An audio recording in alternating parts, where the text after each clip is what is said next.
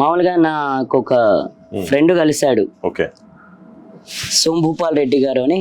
Okay ఆయన కలిశారు, ఆయన ద్వారా ప్రతి మ్యూజిక్ లో జాయిన్ అయ్యా. 2009 Vasanthalakshmi garu Carnatic vocal, okay 2010 Buchayyachari sir, 2011 Ramachari sir, okay 2016 Jayakumarachari sir mridangam. అంటే ఇన్ని క్లాసులకు మ్యూజిక్ క్లాసులకు తీసుకెళ్ళింది నా ఫ్రెండ్ సోంభూపాల్ రెడ్డి అని. అతను చెప్తున్నా కదా, నేను ఇందాక మీరు చుట్టాల గురించి అడిగారు కాబట్టి, ఇప్పుడు అతను ఎవరండి? అతనిది మహబూబ్ నగర్ జిల్లా, నాది వేరే జిల్లా, చాలా దూరం కదా. అతను తీసుకెళ్ళి ఈ 4 క్లాసుల్లో ఆయన జాయిన్ చేశాడు. అతను బాగా పరిచయం అయ్యి ఇలా చేశాడు కాబట్టి నిజంగా చాలా హ్యాపీ. నాకు ఎంత హ్యాపీ అంటే మామూలుగా. మీరు రఘుకుంచే గారితో కూడా పాట పాడారు కదా ఇంతకుముందు ఒక సినిమా లేదు? అవునండి, పలాసా 1978. మరి అది వచ్చింది ఆపర్చునిటీ? పలాసా 1978 రావడానికి కారణం ఏంటంటే, డాన్స్ మాస్టర్ జాకీ గారు 2013లో నాకు ఆయన అసిస్టెంట్ సాయి అని తను మా ఇంటికి వచ్చాడు. ఓకే. ఒకరోజు శ్రావణ మాసంలో శివాలయం టెంపుల్లో జాతర చేస్తుంటారు ప్రతి సంవత్సరం. ఓకే. అక్కడ చూశాడంట అతను.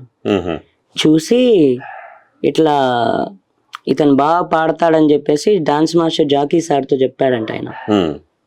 మా ఇంటికి వచ్చి ఒక పాట షూట్ చేశారు. ఓకే.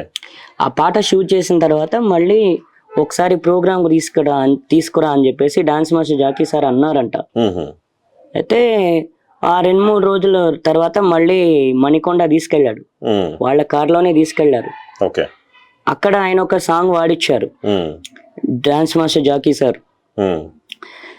ఆ తర్వాత మళ్ళీ ఒక 5-6 రోజుల తర్వాత నాకు నేను ఇంట్లోనే ఉన్నా, ఆయన వచ్చారు, డాన్స్ మాస్టర్ జాకీ సార్ వచ్చి అంటే ఇల్లు వెతుక్కుంటూ వచ్చారు, మా ఇల్లు వెతుక్కుంటూ.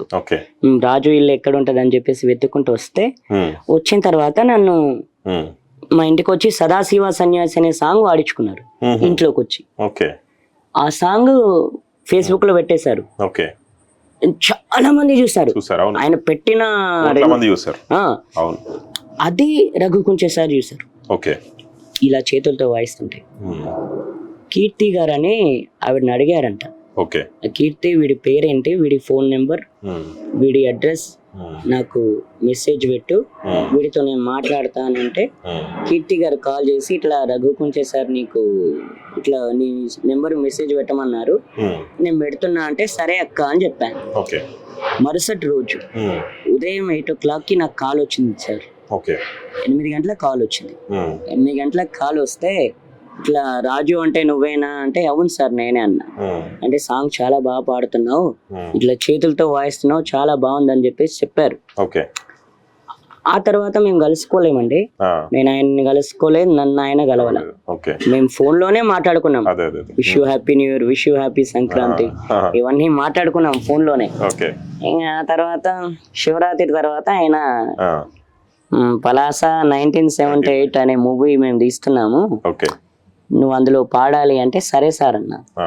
మేము డైరెక్టర్ గారు మేమందరం నిర్ణయం తీసుకొని నీకు కాల్ చేస్తాం, ఇన్ఫార్మ్ చేస్తామంటే మంచి సార్ అన్న. అంటే నాకు జూన్ 1లో పాట పంపించారు. జూన్ 1లో పాట పంపించారు. పంపించిన తర్వాత నాకు జూన్ 19 వరకు టైం ఇచ్చారు. నేను ఇప్పుడు మామూలుగా మీరు అనుకోండి, ఒక మ్యూజిక్ డైరెక్టర్ నాకు సింగర్ గా అవకాశం ఇచ్చి మామూలుగా ఏంటంటే పాట పంపించడం ఏంటండి, ఎవరు చేయరు, అట్లా కష్టం. పాట పంపించారు నాకు, ఎంత నమ్మకం ఉంటే తప్ప జరగదు కదా. పాట పంపించి నేను ఏ యాసలు అయితే వాడుతున్నానో అదే యాసలో నువ్వు పాడాలి అని చెప్పేసి ఆ పాట పాడి ఆయన నాకు పంపించారు మొబైల్లో.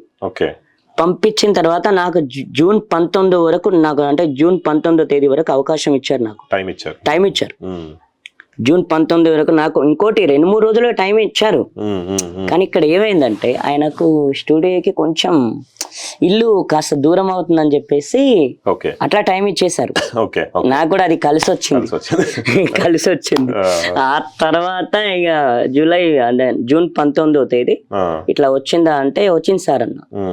కాల్ చేస్తే స్టూడియోకి పిలిచారు. ఓకే ఉదయం 8:30కి వెళ్ళా స్టూడియోకి. ఓకే 11 గంటలకు షూటింగ్ స్టార్ట్ అయింది. 4 గంటలకు షూటింగ్ అయిపోయింది సార్. 4ంటికి అయిపోయింది షూటింగ్. ఆ పాట పూర్తిగా పాట మొత్తం పాడించేశారు. 4ంటికి షూటింగ్ అయిపోయింది.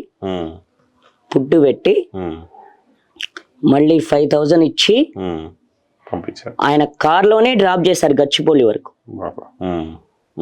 గచ్చిబౌలిలో డ్రాప్ చేస్తే అప్పుడు బస్ ఎక్కి ఇక్కడికి వచ్చా. అది ఆయన నాకు చేసిన హెల్ప్ ఇది. ఎందుకంటే ఆయన మంచితనం. మామూలుగా ఏంటంటే ఎవరికైనా మ్యూజిక్ డైరెక్టర్స్ అంటే భయపడతారు. నాకు కూడా భయమే. మ్యూజిక్ డైరెక్టర్స్ దగ్గరికి వెళ్ళాలి అంటే ఫస్ట్ టైం కదా. కానీ ఆయన భయపడేలా లేరు.